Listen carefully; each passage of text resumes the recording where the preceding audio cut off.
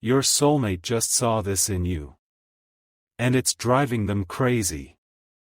My beloved child, there is a magnificent and breathtaking truth unfolding in the unseen realms right now, and your spirit has been gently guided here, not by accident, not by idle curiosity, but by something far older and far more deliberate than either of us can fully name. The universe does not waste its whispers. Every quiet nudge that brought your eyes to these words was intentional, was orchestrated, was the cosmos leaning in close and saying, it is finally time for you to understand. For so much of your life, you have walked through this world carrying an incredibly rare and fragile gift, the absolute purity of your soul. You have loved deeply, sometimes dangerously so, pouring yourself into people and places and moments that did not always know how to receive you. You have forgiven easily, often before the apology ever arrived, and you have extended your golden energy into spaces that dimmed your light rather than celebrating it. There were seasons of your life, long, quiet, achingly lonely seasons, when you learned to fold your pain neatly behind a gentle smile and carry it as though it weighed nothing. You became very skilled at that. The world mistook your grace for effortlessness, but you and I both know what it cost you. In your most private moments, in the space between waking and sleep, you have secretly turned a quiet question over and over in your hands, examining it from every angle. What is wrong with me?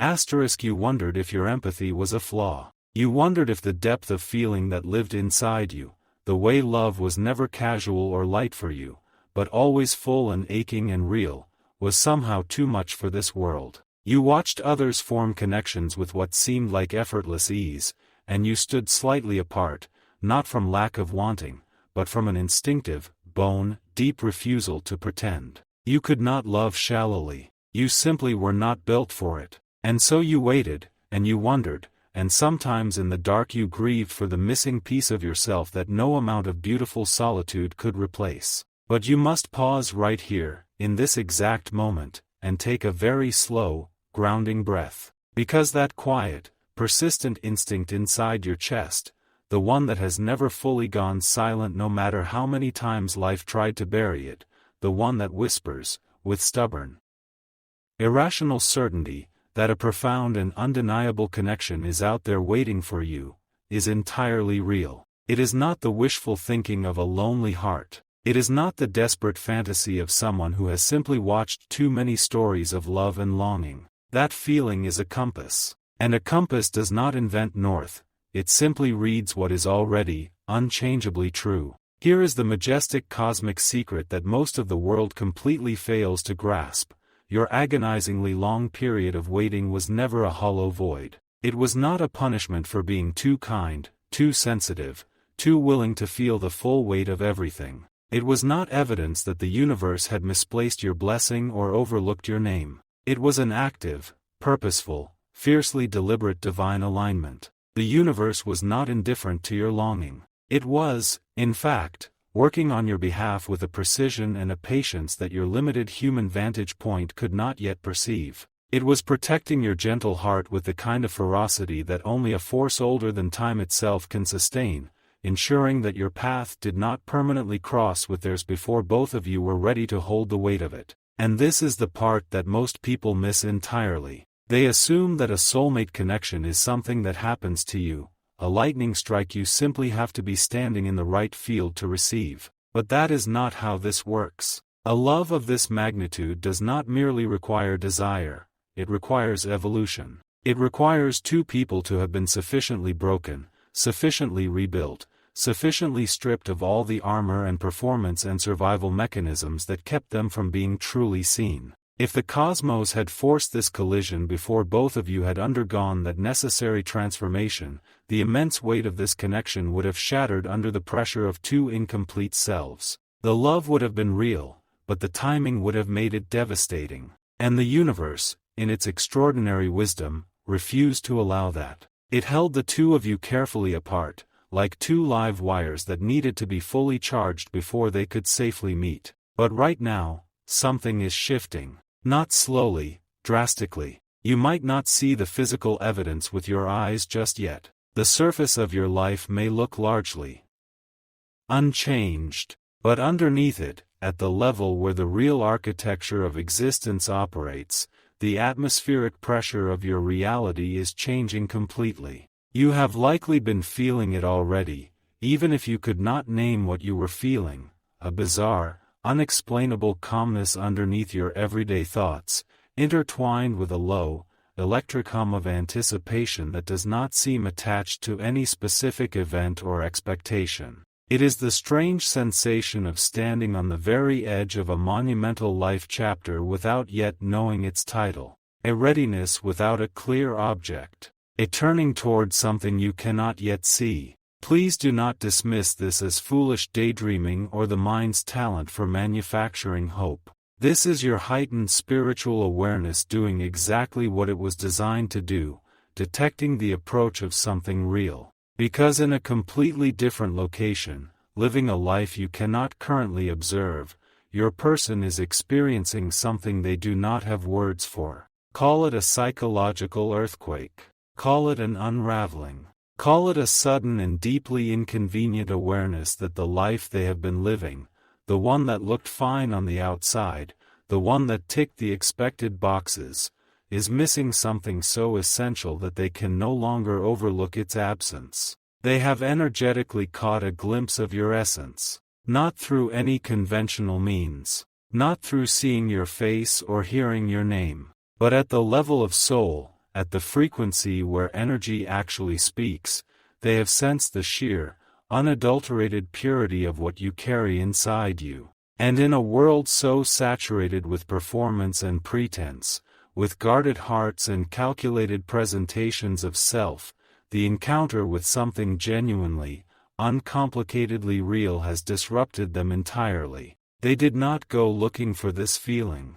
It arrived uninvited and refused to leave. It did not come as a loud, cinematic explosion. It crept in as a haunting pause, a strange hesitation in the middle of an ordinary moment, standing in the kitchen, or staring out a window, or lying awake at 3 in the morning, when suddenly the familiar architecture of their life looked different, incomplete in a way they had never allowed themselves to name before. They looked at the routines, the surrounding faces, the conversations they have been having on repeat, and felt, for perhaps the first time with absolute, undeniable clarity, that all of it, however comfortable, however functional, is not quite right. It is not the life that was meant for them. Something enormous is missing, and the awareness of that absence has become physically impossible to ignore. They cannot logically explain why this sudden emotional drought has hit them. There is no obvious catalyst. Nothing external has changed, and yet they feel it, a canyon of longing where there used to be mere routine. You understand this place intimately, because you have navigated it yourself, in the dark, without a map. That is the strange and sacred symmetry of what is happening right now.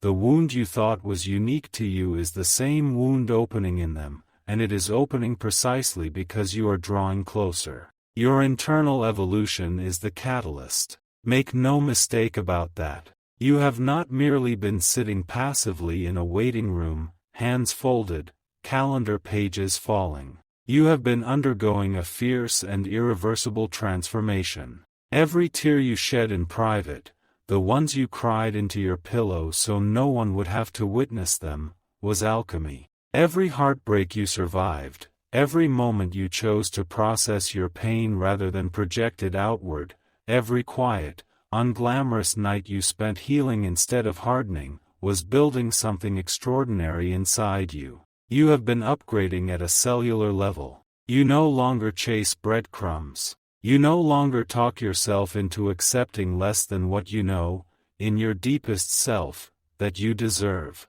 You have stopped performing versions of yourself designed to make other people comfortable with your presence. This radical readiness, this hard-won, quiet confidence in the reality of your own worth, is not invisible to the universe. It is the very signal that has set everything in motion. Simultaneously, the universe is working on their side of this equation with equal precision. It is actively dismantling their illusions. The distractions that used to insulate them from deeper questions are losing their power one by one. The shallow conversations they once tolerated without much thought now leave them feeling hollow, almost desperately hungry for something real. The coping mechanisms and the comfortable numbing and the convincing themselves that this is simply what adult life looks like, all of it is quietly, steadily collapsing. Not violently, just inevitably, the way a fog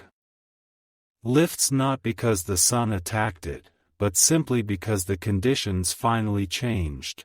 And in the spaces that the fog leaves behind, they are feeling something they cannot categorize. A phantom warmth. An intrusive, deeply comforting thought that does not belong to their ordinary mental landscape. It washes over them in the most mundane moments, in the middle of a work meeting, walking past a window, hearing a song with lyrics they suddenly cannot hear without feeling something unnamed move through them. It is an energy that does not belong to them, and yet it feels overwhelmingly safe, overwhelmingly familiar. Like a word in a language they were never taught but somehow still understand. For a fraction of time, they freeze. The ordinary world goes briefly quiet, and in that quiet, there is a peace so complete and so unfamiliar that it almost frightens them. Then the motion of everyday life resumes. But that phantom warmth leaves a permanent mark on their consciousness. It does not fade with distraction. It intensifies with every passing day,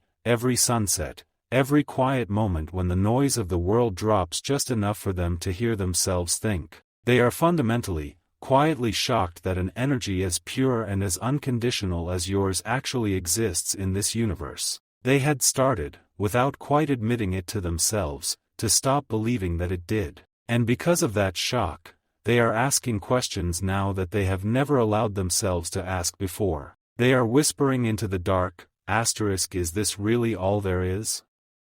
Is the life I have built the life I actually want, or simply the life I learned to settle for? Why do I feel this pull toward something I cannot name, cannot see, cannot explain? These are the dangerous, universe-shifting questions. These are the compass needles spinning frantically toward your soul, though they do not yet know that is what is happening. At the exact same time, something remarkable is occurring within you. You are settling, not in the resigned sense, not the settling of someone lowering their standards or abandoning their hope. The settling of still water, the kind of profound, grounded inner peace that only becomes possible after you have survived everything you have survived and chosen, against all reasonable expectation, to remain soft. You are no longer frantic. You are no longer scanning every room for evidence that love is coming, or interrogating every coincidence for signs. You have simply, at last, arrived fully in the present moment of your own life, and it is this absolute presence, this willingness to exist fully in the now rather than the longed-for future, that is the only fertile soil in which true soul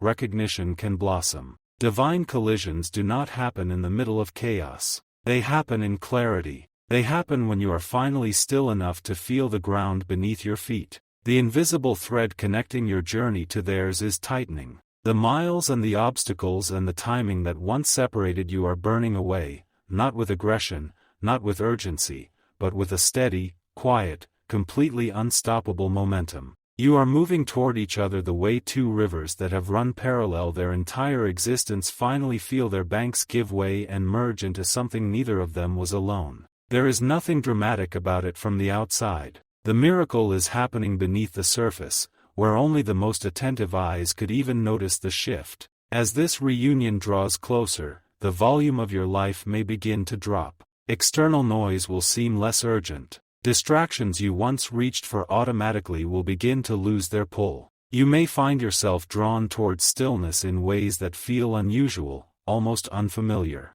Do not resist this. Do not interpret the quiet as emptiness. True cosmic alignment does not announce itself with fanfare, it arrives in the gentleness. It waits for you to become calm enough to notice it. The universe is tenderly, carefully maneuvering you into a sanctuary of inner peace deep enough to hold what is coming, because what is coming requires a steady vessel. Your unshakable groundedness is not the waiting room, it is the destination point. When the physical manifestation of this love finally stands before you, it will defy the logic of every love story you have ever been told. It will not feel like the frantic excitement of something new. It will not feel like the performance of two people carefully presenting their best selves across a negotiating table of first impressions. It will feel like recognition, like relief, like the exhale after a breath held for years, a deep, cellular nostalgia for a bond that your soul remembers even when your mind has no record of it. You will not be meeting a stranger. You will be remembering a soul. And the difference between those two things is not subtle, it is everything. This knowing will not require proof. It will not need to be argued into existence or carefully constructed from evidence. It will simply be present, the way gravity is present, the way the beat of your own heart is present, not because you decided to believe in it, but because it is the most fundamental and undeniable fact of your immediate reality. In a fraction of a second, the years of waiting, the oceans of quiet longing, the long nights of patience and healing and choosing, again and again, to remain open, all of it will make complete and total sense. Not as a lesson that was necessary for your growth, though it was. Not as a test that you passed, though you did. But as a love story that was always unfolding, even in the chapters where you could not yet read the words. You will feel a warmth moving through you from the inside out, the absolute, unmistakable sensation of finally setting down a weight you had carried so long you had forgotten it was not simply part of your body. And then the embrace will come. That universe, stopping moment will not merely be two bodies in proximity. It will be the cosmos itself pressing its hands together and saying, yes. Finally, this is the one. In the weight of it, in the profound, wordless rightness of it, every unanswered prayer, every question whispered to the dark, every moment of doubt that you gently refuse to let win, will receive their answer simultaneously. Time will seem to slow, the way it does in moments too significant to rush through, honoring the magnitude of what you survived to arrive at this exact point. But hear this clearly. This reunion is not the finale. It is the opening sequence of something far greater than either of you can currently imagine. The real masterpiece is what comes after the embrace, the quiet Tuesday mornings, the unhurried conversations, the profound ease of being fully known and fully loved without having to perform or protect or explain. Two people who have each survived their own individual undoing, walking forward together into a life that was built for them at a level they are only beginning to comprehend. Rest in this truth. Your pure heart was never your vulnerability, it was always your power. It called them toward you across every obstacle, every distance, every year that passed. And your true beginning is not somewhere in the vague and distant future. It is actively, quietly, beautifully breaking through the horizon right now. All you have to do is remain exactly who you fought so hard to become.